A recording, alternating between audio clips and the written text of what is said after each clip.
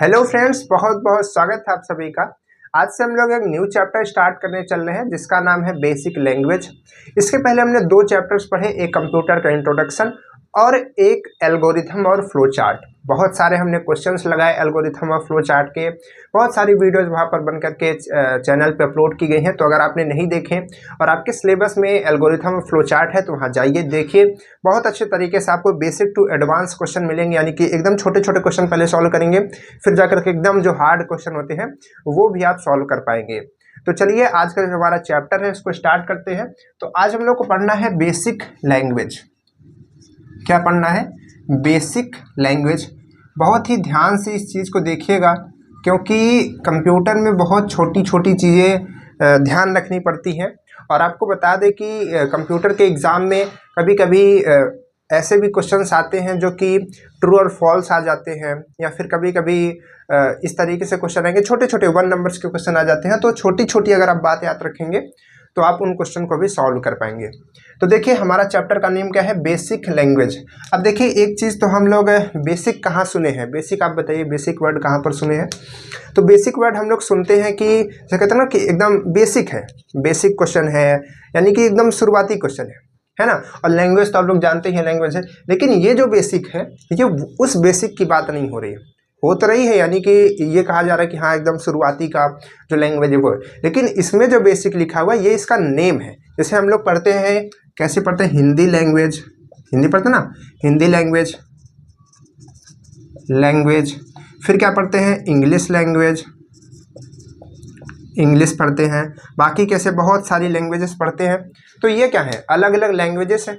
तो उसी तरीके से कंप्यूटर की एक लैंग्वेज है जिसका नाम क्या है? Basic language. और भी कंप्यूटर की लैंग्वेजेस होती हैं। कौन कौन सी नाम बता दीजिए? तो नाम उसके हैं C++। ठीक है, आई होप आपने इसको सुना होगा, C++ का नाम। ठीक, इसके बाद क्या है? पाइथन सुना होगा, पाइथन सुना होगा, और भी जावा सुना होगा। इस तरीके से बहुत अलग अलग नाम हो सकता है। फोर्टेन आपने सुना हो, नहीं सुना हो, अभी आप यहाँ पर जब हम बताएंगे तो सुनेंगे। फोर्टेन हो गई। तो इस तरीके से जो लैंग्वेजेस होती हैं, सारी लैंग्वेजेस किसकी होती हैं? एक कंप्यूटर की लैंग्वेज होती है। देखिए जो हमारी लैंग्वेज होती है और जो कंप्यूटर की लैंग्वेज होती है उसमें थोड़ा बहुत डिफरेंस होता है। थोड़ा बहुत क्या कहें, बहुत ही डिफरेंस होता है। ठीक है, तो कंप्यूटर की लैंग्वेज एकदम अलग है, हमारी लैंग्वेज एकदम अलग है, लेकिन उनसे हमको कम्युनिकेट करना है। यानी कि जो कंप्यूटर है उसको हमसे भी बात करनी है और हमको कंप्यूटर से बात करनी है। तो उसके लिए इस चैप्टर को हम लोग पढ़ते हैं बेसिक लैंग्वेज को। तो इसमें हम लोग जानेंगे कि कंप्यूटर की कैसी लैंग्वेज होती है और उसको हम अपनी लैंग्वेज में कैसे कुछ समझा सकते हैं, यानी कि कंप्यूटर को अपने लैंग्वेज में कैसे कुछ बता सकते हैं, समझा सकते हैं, तभी तो वो काम कर पाएगा। जैसे हम लोग देखते हैं कि कोई भी, जैसे आप कीबोर्ड देखे होंगे तो आप उस पर बटन पे की टाइपिंग करते हैं तो क्या होता है कि जो भी आप की दाबते हैं वहाँ पर वो छप जाता है। तो किस तरीके से होता है? आप अपना फ़ोन लेकर के बोलते हैं कि गूगल पे सर्च करते हो, कोई भी चीज़ सर्च करते हो, वॉइस सर्च करते हो, टाइप करके सर्च करते हो, तो सारी चीज़ें आती हैं। तो वो कैसे कम्युनिकेट कर पाता है, यानी कि जो आप लिखते हैं वो कैसे समझ पाता है कि इसी चीज़ को देना है। तो यही सारी चीज़ यहाँ पर हम लोग समझने वाले हैं बेसिक लैंग्वेज में। और इसके क्वेश्चंस भी होते हैं जो कि इम्पोर्टेंट हैं, एग्जाम में तो पक्का आते हैं, और आपके प्रैक्टिकल में भी इसके क्वेश्चंस होते हैं। ठीक है, जिनको हम लोग कहते हैं प्रोग्राम और कोडिंग कहते हैं। तो चलिए इतना इंट्रोडक्शन आई होप आपके लिए बहुत ही ज़रूरी होगा, इतना समझना भी ज़रूरी है। तो ये बेसिक लैंग्वेज क्या होती है आई होप आप समझ गए होंगे। लेकिन यहाँ पर अभी हम थोड़ा सा बेसिक को हटाएंगे आपको और अच्छे से चीज़ों को समझाने के लिए। अभी हम लोग केवल लैंग्वेज के ऊपर बात करेंगे। लैंग्वेज क्या होती है? देखिए जो कंप्यूटर में लैंग्वेज होती है उसमें हम लोग उसको केवल लैंग्वेज नहीं बोलते, उसको हम लोग बोलते हैं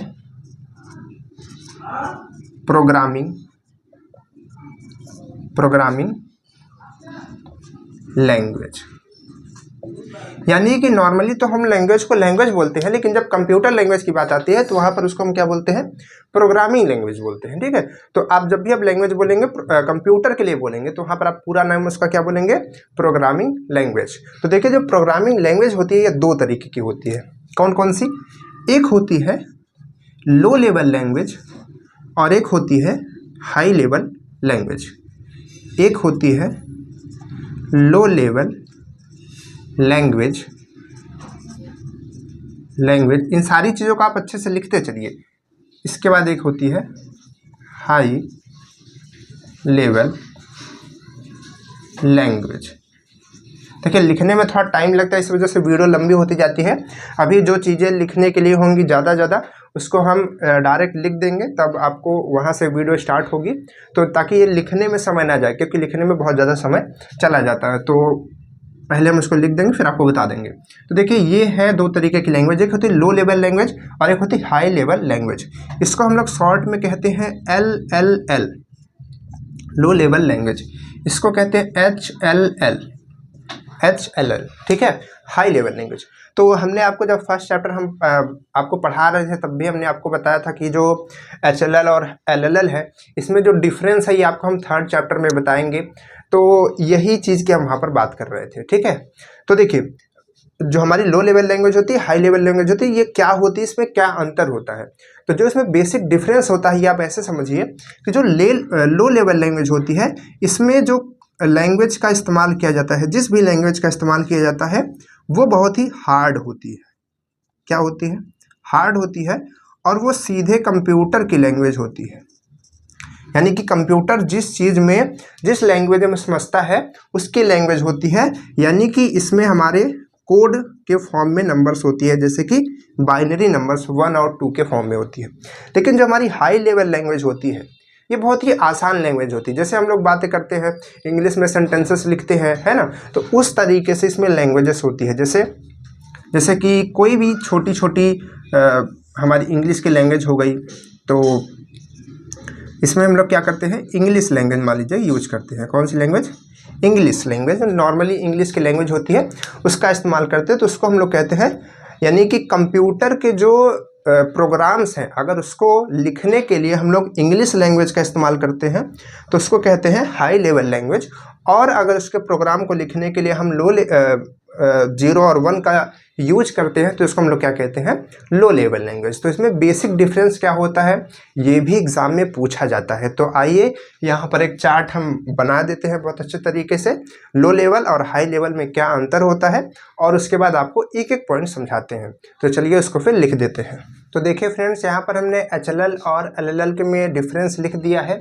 तो आइए एक एक पॉइंट को पढ़ते हैं और समझते हैं कि इनके बीच क्या डिफरेंस होता है और ये क्या लैंग्वेजेस होती हैं। तो सबसे पहले बात करते हैं HLL के लिए।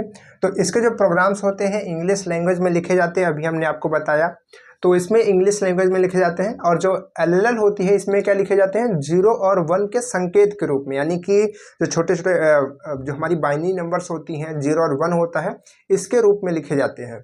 और इसके बाद है सेकंड पॉइंट है कि इसमें ट्रांसलेटर की ज़रूरत होती है और इसमें ट्रांसलेटर की ज़रूरत नहीं होती है। तो ये इसका क्या मतलब है और ये ट्रांसलेटर क्या करता है, इसको ध्यान से समझिए।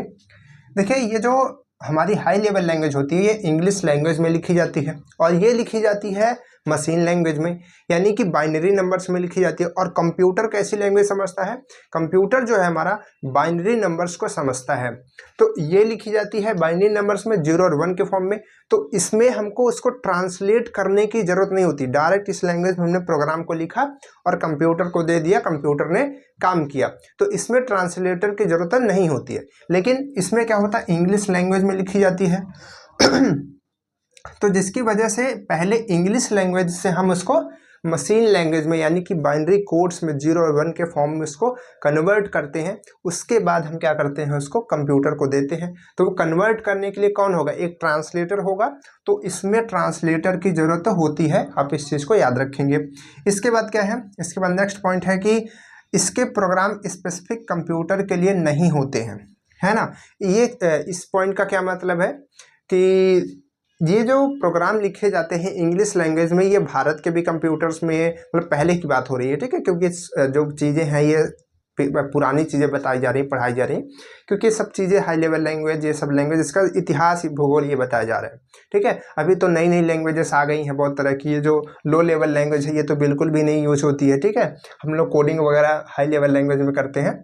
तो ये जो हाई लेवल लैंग्वेज होती है ये स्पेसिफिक कंप्यूटर के लिए नहीं होती। इसका मतलब ये है कि चाहे ये इंडिया का कंप्यूटर हो, इस मॉडल का कंप्यूटर हो, दूसरे मॉडल का कंप्यूटर हो, अगर एक कोड लिख लिया गया है तो उसको हम अलग अलग कंप्यूटर्स में उसको काम कर सकते हैं उस प्रोग्राम पर, जो हमारी हाई लेवल लैंग्वेज में लिखी जाती है लेकिन लो लेवल लैंग्वेज में ऐसा नहीं है। लो लेवल लैंग्वेज में जो प्रोग्राम लिखे जाते हैं वो केवल स्पेसिफिक कंप्यूटर के लिए होते हैं। जैसे मान लीजिए कि एक तरीके का एक कंपनी ने कंप्यूटर बनाया और उसी ने क्या किया, उसमें कोडिंग वगैरह करके सब कुछ दिया है, तो उस कंपनी के उस मॉडल के कंप्यूटर में जो कोडिंग की गई है बस उसी में चलेगी, यानी कि उसी मॉडल के उसी कंपनी में वो काम करेगा। वो कोड दूसरे कंप्यूटर में वो काम नहीं करने वाला है। तो स्पेसिफिक कंप्यूटर के लिए होता है। स्पेसिफिक मतलब केवल कुछ कंप्यूटर्स के लिए वो होता है, जिसके लिए बनाया गया होता है। ठीक है, इसके बाद क्या है, इसके बाद है नेक्स्ट पॉइंट कि इसके प्रोग्राम आसानी से समझे जा सकते हैं। क्यों समझे जा सकते हैं भैया?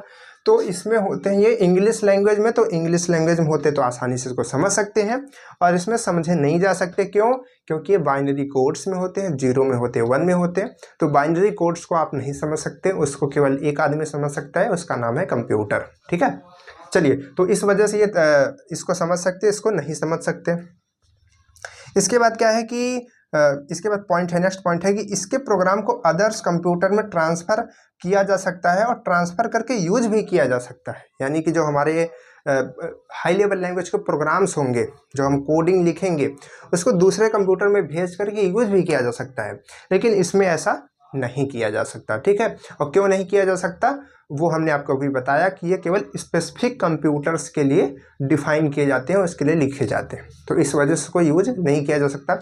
एक और डिफरेंस है, यहाँ पे जगह नहीं थी, ठीक है, नीचे नहीं आ रहा था, हम आपको बता देते हैं कि जो हाई लेवल लैंग्वेज होती है इसमें जो प्रोग्राम होते हैं, ठीक है, उसको सीधे कंप्यूटर अपने काम के लिए यूज नहीं करता, और इसमें जो प्रोग्राम लिखे जाते हैं कंप्यूटर सीधे काम पे लग जाता है। ठीक है, यानी कि वो देखेगा, क्योंकि 0 और 1 के फॉर्म में लिखे जाते हैं, ठीक है, और असेंबली लैंग्वेज में लिखे जाते हैं, तो वो तुरंत ही काम पे लग जाता है क्योंकि उसको समझ आने लगता है। लेकिन इसमें क्या होता है, डायरेक्ट काम नहीं करता, इसमें पहले उसको ट्रांसलेट किया जाता है, फिर जा करके काम करता है।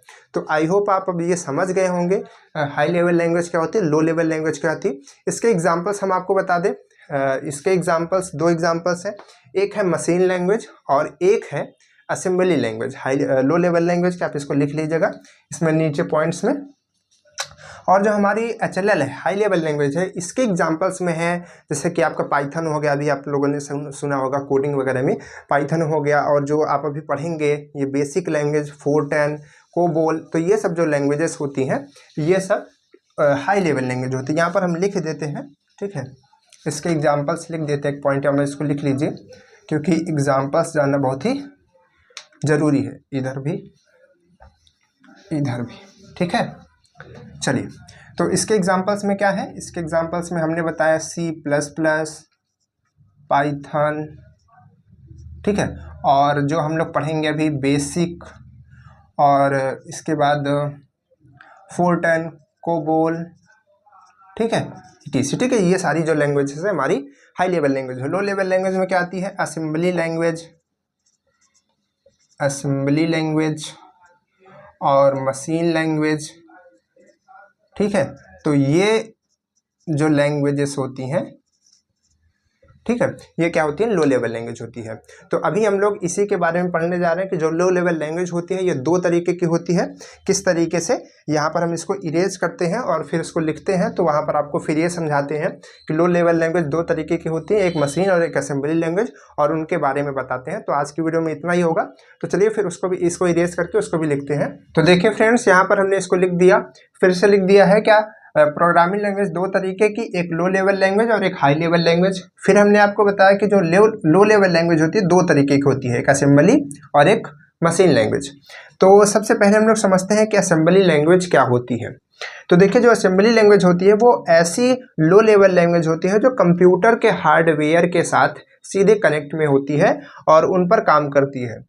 और उसके साथ साथ ही ये जो असेंबली लैंग्वेज होती है इसको मशीन लैंग्वेज के बहुत ही करीब माना जाता है। करीब का मतलब है कि जैसे हमारी मशीन लैंग्वेज होती है, जैसे 1 और 0 और 1 के फॉर्म में होती है, तो उसी तरीके से जो असेंबली लैंग्वेज है वो भी छोटे छोटे कोड्स में होती है, लेकिन उसके जो कोड्स होते हैं 0 और 1 के तरह नहीं होते हैं, वो दूसरे छोटे छोटे कोड्स होते हैं।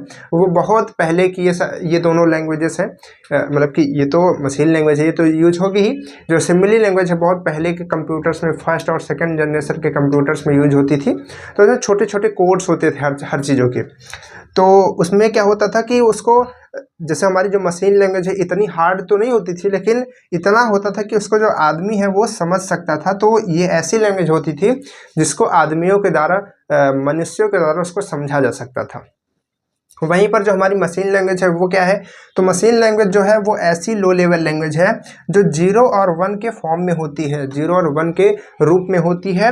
और उसके साथ साथ जो कंप्यूटर सर्किट है होता है, जो हमारा कंप्यूटर का सर्किट होता है वो सीधे ही 0 और 1 के फॉर्म को समझता है। यानी कि सीधे सीधे हम ये कह सकते हैं कि जो कंप्यूटर होता है वो मशीन लैंग्वेज को समझता है। तो मशीन लैंग्वेज ऐसी लैंग्वेज होती है जिसको कंप्यूटर समझता है। आप छोटी सी डिफिनेशन बता सकते हैं। इसके बाद आपको जानने के लिए यहाँ पर हमने यहाँ पर ये लिखा कि जो हमारा 1 होता है इसको पल्स कहते हैं। ठीक है, हमने बताया कि इसको पल्सेस कहते हैं ना। अभी जब आपको बता रहे थे HLL और HLL में, मतलब HLL और LL में डिफरेंस जब बता रहे थे तो वहाँ पर हमने आपको बताया कि इसको पल्स बोलते हैं। तो जो 1 होता है उसको पल्स बोलते हैं, जो 0 होता है उसको नो पल्स बोलते हैं। तो इसको आप याद रखेंगे, ये एग्जाम में भी पूछा जा सकता है, ऑब्जेक्टिव वगैरह में, ट्रू फॉल्स में। ठीक है, अब इसके बाद असेंबली लैंग्वेज और मशीन लैंग्वेज में क्या रिलेशन होता है इसको भी समझना जरूरी है। तो देखिए, इसका जो रिलेशन है इसी से हमारा जुड़ा हुआ इसका नेक्स्ट टॉपिक भी है। तो इसमें जो रिलेशन होता है, ये रिलेशन इस तरीके से है। यहाँ पर थोड़ा सा इसको इरेज करेंगे, आप लोग इसको स्क्रीनशॉट कर लीजिए।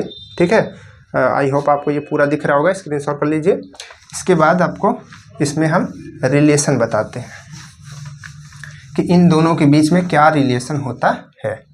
तो देखिए, जो असेंबली लैंग्वेज होती है ये ऐसी लैंग्वेज होती है जिसको कंप्यूटर डायरेक्टली नहीं समझ सकता। कंप्यूटर केवल एक लैंग्वेज को समझता है, दैट इज मशीन लैंग्वेज। तो असेंबली लैंग्वेज लेकिन आदमी समझ सकता है और कंप्यूटर उसको नहीं समझ सकता, लेकिन हार्ड होती है। तो इसके बीच में यहाँ पर एक छोटा सा कुछ काम करने के लिए लगाया जाता है, उसका नाम होता है असेंबलर। क्या नाम होता है? असेंबलर। असेंबलर, ठीक है, इसका नाम होता है असेंबलर। असेंबलर क्या करता है? असेंबलर असेंबली लैंग्वेज को मशीन लैंग्वेज में कन्वर्ट करता है। ठीक है, एक तरीके से जैसे ट्रांसलेटर होता है उसी तरीके से असेंबलर भी होता है।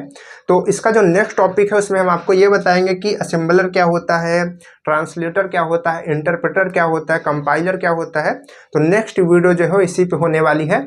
आज की वीडियो यहीं पे ख़त्म होगी। तो आई होप आज के जितने भी टॉपिक्स आपको हमने बताए होंगे आपको क्लियर हो गए होंगे।